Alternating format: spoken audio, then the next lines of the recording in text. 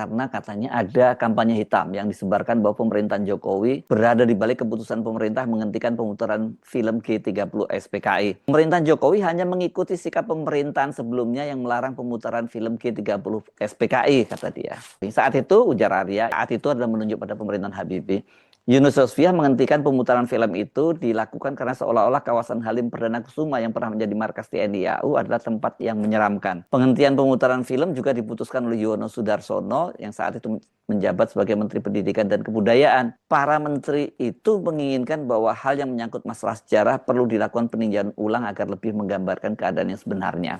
Nah, yang menarik kemudian ketika menjadi Panglima TNI, Gatot Nurmantio itu memutuskan untuk menghidupkan kembali tradisi itu. Dia mewajibkan seluruh kantor-kantor dan juga markas TNI untuk memutar film ini kembali, nobar gitu ya, tradisi lama ini.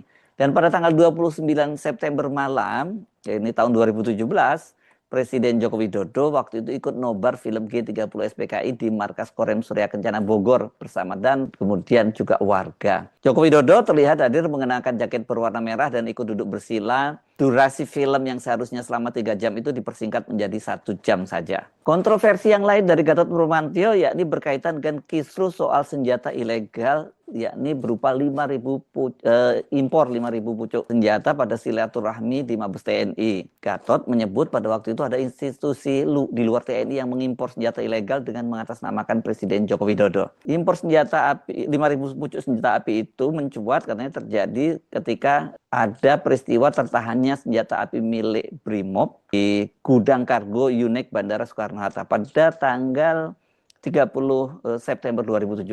Gatot merasa kedua peristiwa itu terjadi secara kebetulan semata sih, kata dia begitu. Itu katanya ketika dia diwawancarai oleh Rosiana Silalahi di Kompas TV pada tanggal 5 Oktober 2017. Menurut saya itu kebetulan saja, kata dia. Belakangan, Menko Polhukam Jenderal Wiranto menyebut senjata itu untuk BIN dan jumlahnya hanya 500 pucuk.